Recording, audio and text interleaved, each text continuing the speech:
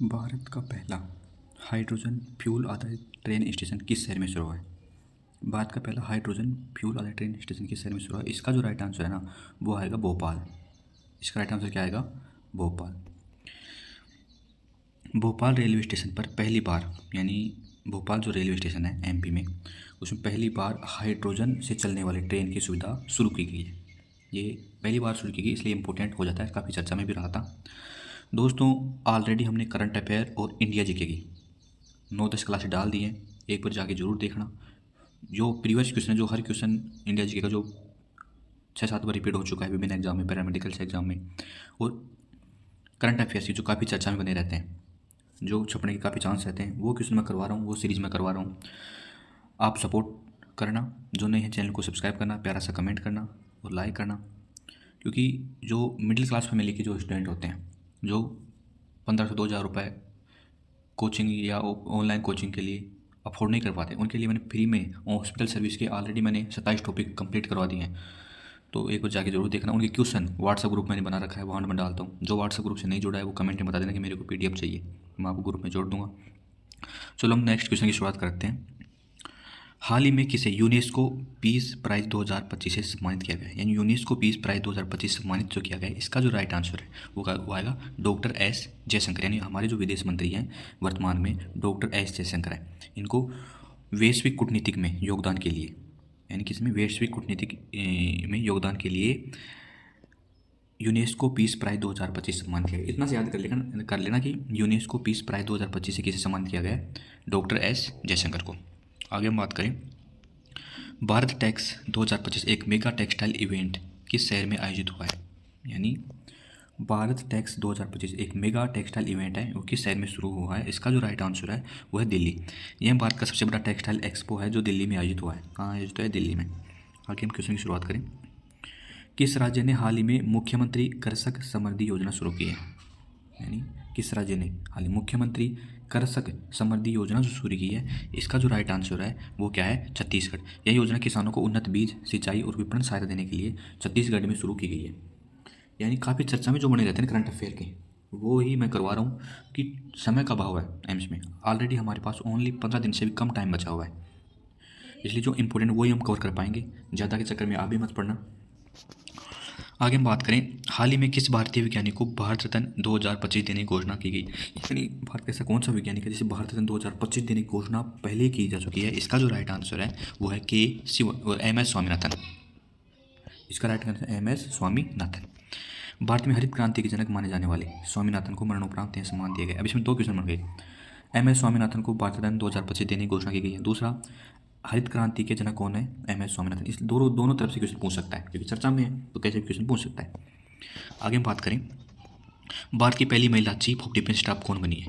भारत की पहली महिला चीफ ऑफ डिफेंस स्टाफ जो बनी ना फर्स्ट, उसका जो राइट आंसर है वो माधुरी कानितकर। लेफ्टिनेंट जनरल माधुरी कानितकर को भारत की पहली महिला सीडीएस नियुक्त किया गया है। यानी पहली महिला सीडीएस कौन है भारत की? माधुरी कानितकर है। आगे हम बात करें, 2025 में भारत ने किस देश के साथ ब्लू इकोनॉमी पर समझौता किया है? 2025 में भारत ने किस देश के साथ ब्लू इकोनॉमी पर समझौता जो किया है, इसका जो राइट आंसर है वो क्या आएगा? फ्रांस।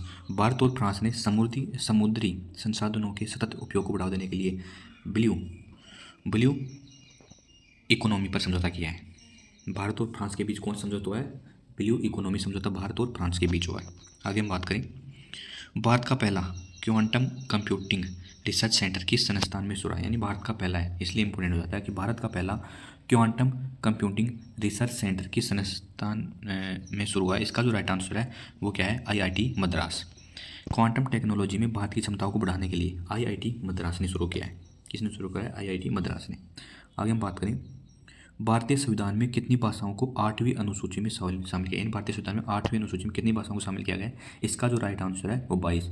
भारतीय संविधान की 8वीं अनुसूची में 22 भाषाओं को कौन सी सूची में शामिल किया गया? 8वीं अनुसूची में कितनी भाषाओं को शामिल किया गया भारतीय संविधान में? 22 भाषाओं को। आगे हम बात करें, राष्ट्रीय महिला आयोग की स्थापना कब हुई थी? ये इंपॉर्टेंट हो जाता है, काफ़ी चर्चा में रहा था कि राष्ट्रीय महिला आयोग की स्थापना कब हुई थी। इसका जो राइट आंसर है वो है 1992। यानी महिला आयोग के अधिकारों की रक्षा और उन्हें न्याय दिलाने के लिए यह आयोग 1992 में, राष्ट्रीय महिला आयोग की स्थापना 1992 में हुई थी। एक आप आंसर सभी कमेंट्स में करना, चाहे कैसे भी करो, सर्च करके करो या कैसे भी करो, इसका आंसर सभी देना जो OT असिस्टेंट या हॉस्पिटल या अदर एग्जाम एम्स की आप एग्ज़ाम देना चाह रहे हो तो, कि राष्ट्रीय महिला आयोग की वर्तमान अध्यक्ष कौन है, ये सभी कमेंट्स में जरूर बताना। आगे हम बात करें, अब हमने क्वेश्चन कर लिए करंट अफेयर के, अब हम 10 क्वेश्चन जो करेंगे ना वो करेंगे इंडिया जीके के इंपॉर्टेंट जो क्वेश्चन है। ऐसे हम 20 क्वेश्चन रोज करते हैं। भारत का राष्ट्रीय गीत किसने लिखा है, इसका जो राइट आंसर है वो है बंकिम चंद्र चटर्जी। राष्ट्रीय गीत, भारत का राष्ट्रीय गीत कौन सा है, वंदे मातरम।